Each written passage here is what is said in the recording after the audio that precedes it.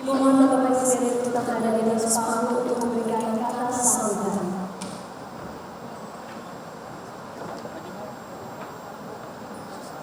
Salam sejahtera bagi kita semuanya.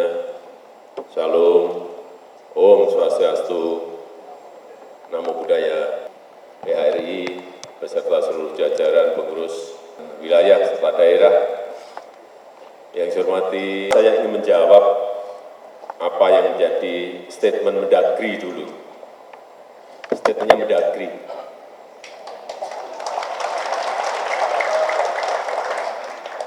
Tadi baru aja saya diberitahu, udah beres Pak, tidak akan ditindaklanjuti. Nah,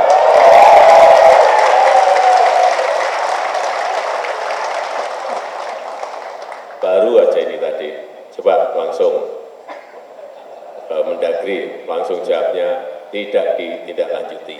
Yang kedua yang berkaitan dengan harga tiket pesawat. Saya terus terang juga kaget. Dan malam hari ini saya juga baru tahu tadi dari Pak Khairul Tanjung mengenai aftur. Ya ternyata aftur yang dijual di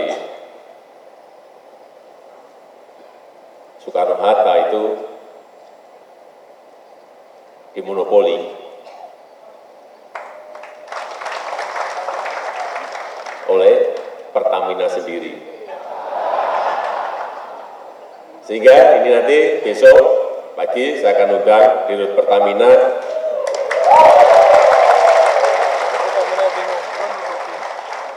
pilihannya hanya satu, harganya bisa sama dengan harga internasional tidak. Yang kedua, kalau nggak bisa, berarti saya akan masukkan kompetitor yang lain sehingga terjadi kompetisi. Pilihan-pilihannya kan hanya itu, sudah nggak ada yang lain.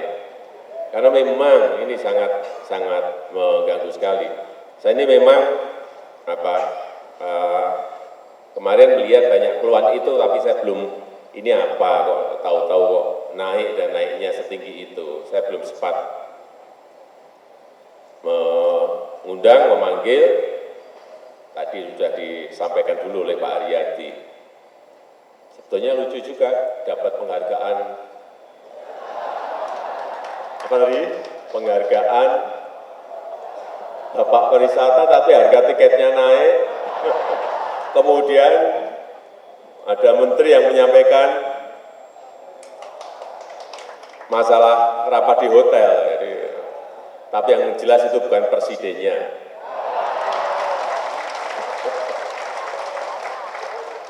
Bapak Ibu sekalian yang saya hormati, saya melihat bahwa peluang pariwisata kita ini sangat besar sekali. Sangat besar sekali. Kita masuk, kalau nggak keliru, masuk 6 besar negara terindah di dunia. Kemudian kita juga masuk 10 besar negara yang wajib dikunjungi. Ini kan juga sama sebuah brand yang kita punyai, brand yang ini tinggal kita menggarap agar pariwisata ini betul-betul bisa memberikan devisa yang paling banyak, meskipun 2018 kemarin devisa dari pariwisata seingat saya sudah 17 miliar US dollar. Sudah mengalahkan CPO, sudah mengalahkan kelapa sawit yang dulu paling tinggi. Pariwisata saya sudah paling tinggi.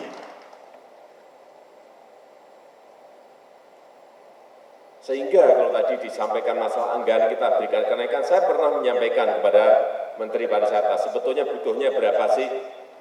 Untuk pemasaran, untuk marketing, untuk promosi berapa? Pak Menteri menyampaikan 7 triliun. Saat itu, dari 1 mau meloncat ke 7, enggak apa-apa sebetulnya. Dari 1 meloncat ke 7 enggak apa-apa, tapi pertanyaan saya, produknya sudah pada siap belum? Tempat-tempat wisata kita ini sudah pada siap belum? Saya melihat, mohon maaf, banyak yang masih belum siap. Oleh sebab itu, saya perintahkan pada Menteri PU, 10 Bali Baru itu kita konsentrasi saja lah di 4 dulu. 4 saja. Kerjain semuanya, saya kira di Mandalika sudah mulai dikerjakan, Plaza Selasar dikerjakan, sehingga tahun ini dilanjutkan lagi, kemudian di Toba, tahun ini akan dikerjakan, kemudian juga di Labuan Bajo, dan juga di Borobudur. Akan dimulai, sehingga produk ini juga kualitasnya kalau didatangi oleh para wisatawan juga kelihatan menjadi lebih baik. Yang kedua, saya ingin bercerita mengenai infrastruktur terlebih dahulu, karena ini nanti kaitannya dengan wisata. Kenapa kita bangun infrastruktur secara besar-besaran dalam 5 tahun ini? Baik yang namanya jalan tol, baik yang namanya airport, baik yang namanya pembangkit listrik. Saya setiap nginep di hotel di daerah-daerah, di 2014, 2015, yang masuk ke kuping saya paling banyak adalah listrik yang biarpet. Listrik biarpet. Bahkan ada hotel di Sumatera, saya nggak usah sebutkan nama hotel dan nama provinsinya.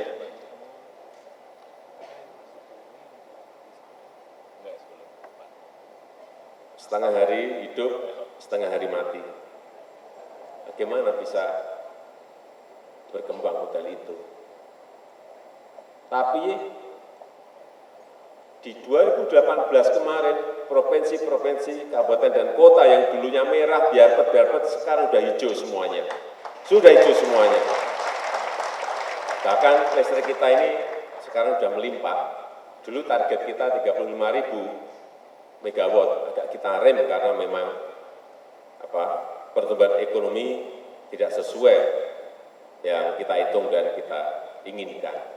Kembali lagi kepada infrastruktur.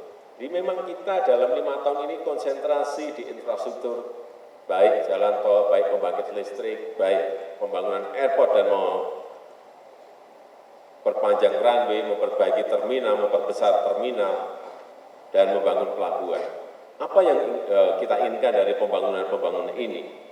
Yang pertama, kita tidak Jawa sentris, tetapi Indonesia sentris. Sebetulnya kalau sebagai orang politik, kalau saya sebagai orang politik, bangun yang paling benar ya di Jawa saja. Iya, tinggal nambahi dikit-dikit, mungkin buat super koridor ekonomi di Jawa bagian utara, tol juga tinggal sambung-sambung, nggak banyak, airport juga tidak, tinggal perbaiki, tinggal ekspansi agak tambah terminal, tambah runway. Tapi sekali lagi kita ingin Indonesia sentris karena ini adalah membangun negara. Bukan kita kembali lagi ke urusan politik. Kalau hitung return politik ya paling cepat bangun di Jawa saja. Return ekonomi ya bangun di Jawa saja. Jelas itu paling cepat. Karena 149 juta penduduk itu ada di Jawa. Dari 260 juta yang kita miliki. 149 juta ada di Jawa, udah bangun aja di sini. Return politiknya ada, gede, return ekonominya juga cepat. Tapi sekali lagi, kita ini membangun negara. Membangun negara, berbeda. Membangun perusahaan berbeda, membangun korporasi beda. Membangun negara juga beda. Oleh sebab itu, kenapa kita bangun juga di luar Jawa? Saya berikan contoh misalnya di Papua. Contoh, nanti mungkin bisa dihubungkan dengan pariwisata Papua. Bagaimana kita yang di sini bisa menikmati jalan yang bagus, jalan yang baik, entah di Sumatera, Jawa, atau pulau-pulau besar yang lain. Tapi saudara kita yang ada di Papua, jalan seperti ini jalan utama. Merauke menuju ke Boven, ini jalan. Ini kalau di Jakarta Sudirman Tamrinnya.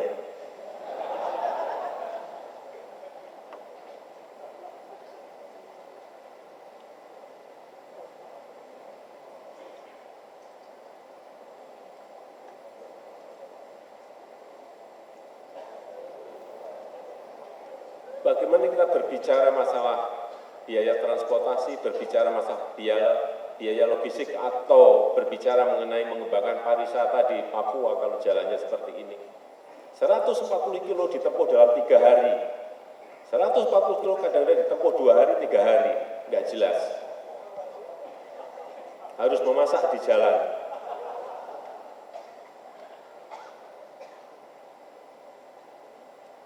Inilah kenapa kita bangun Trans Papua. Karena kondisinya seperti ini. Kayaknya tidak ada rasa keadilan sosial bagi seluruh rakyat Indonesia. Kalau kita banding-bandingkan itu, kalau kita membandingkan, sedih kita. Dan sekarang ini,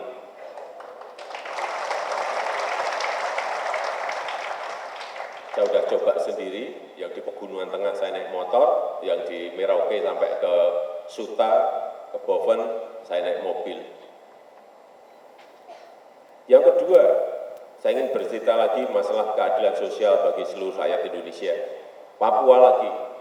Akhir 2014 saya datang ke kabupaten yang namanya Wamena.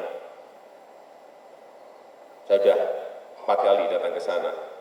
Saat itu malam-malam saya keluar hotel. Saya tanya kepada rakyat, harga BBM di sini berapa? Saya tanya. Enggak ada, enggak 1, 2, 3. Saya tanya ke Pak Tora. Jawabnya sama, Pak, di sini harga BBM 60.000 per liter. 60.000 per liter, kita di sini 6.450. Tapi Pak, kalau pas cuaca tidak baik, harga di sini bisa mencapai 100.000 per liter. Ya, inilah sebuah perbedaan yang sangat mencolok, 10 kali lipat lebih. Di sini kita 6.450, naik 500 perak saja, demonya 4 bulan. Ya, betul saya alami di depan istana 3 bulan, demo. Saudara kita di Papua, 60.000 sudah bertahun-tahun nggak pernah yang namanya demo di depan istana.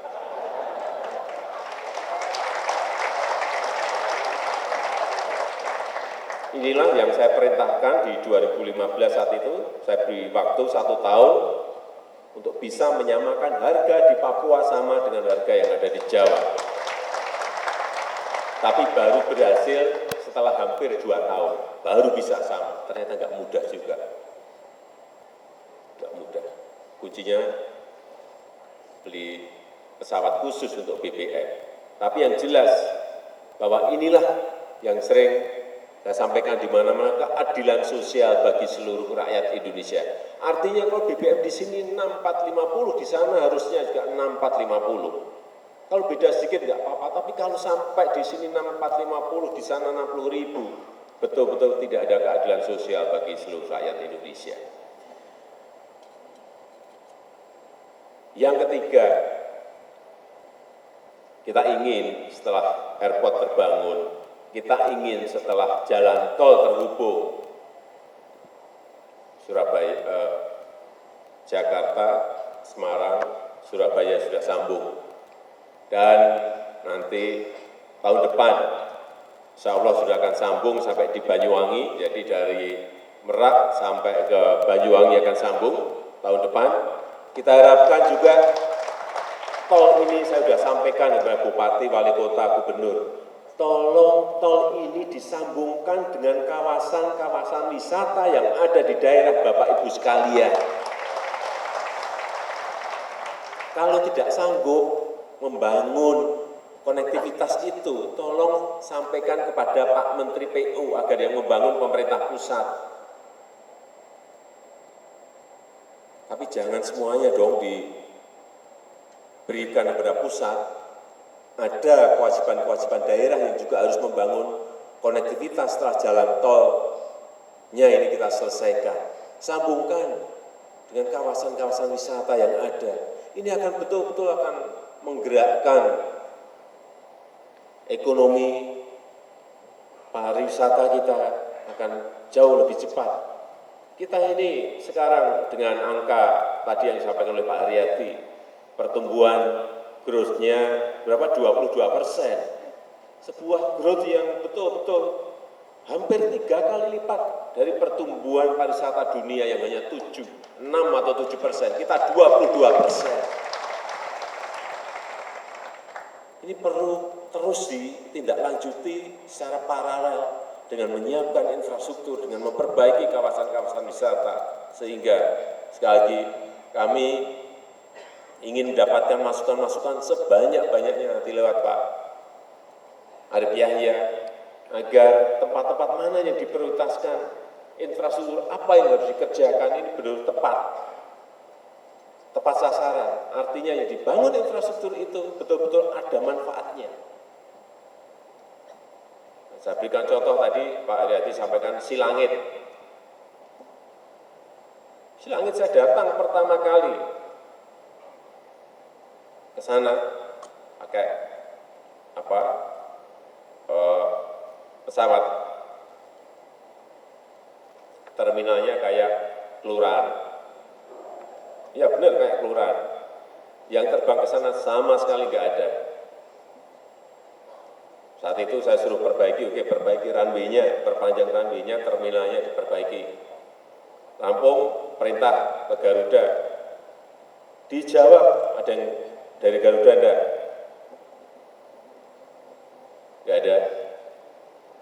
Supaya ingat perintah saya saat itu. Saya minta, saya beri waktu 1 bulan untuk 1 pesawat Garuda terbang ke Silangit. Dijawab saat itu, Pak, kemungkinan yang naik enggak ada. Kita rugi. Coba dulu baru nanti menjawab. Coba dulu baru nanti jawab. Coba dulu 3 bulan, 6 bulan, setelah itu baru jawab. Terbang ke sana. Nggak ada 1 bulan ngomong ke saya, Pak penuh terus.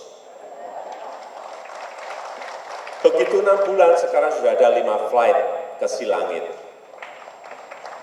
Tapi memang dipaksa dulu yang pertama. Yang sulit memang mengawali. Begitu penuh, maskapai yang lain pasti rebutan. Udah.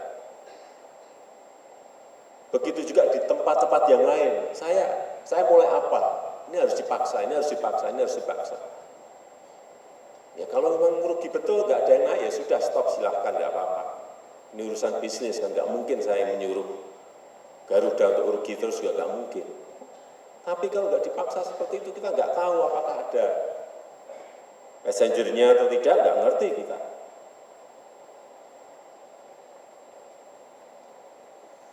Saya rasa itu sedikit yang bisa saya sampaikan pada kesempatan yang baik ini.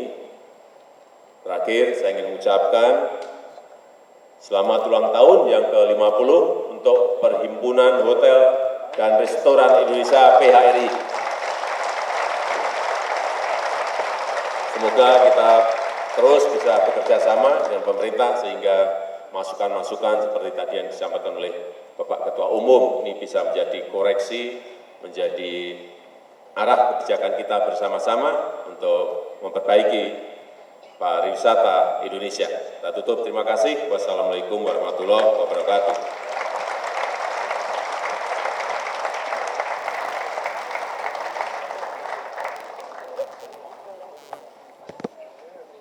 Terima kasih Bapak Presiden untuk kata sambutannya.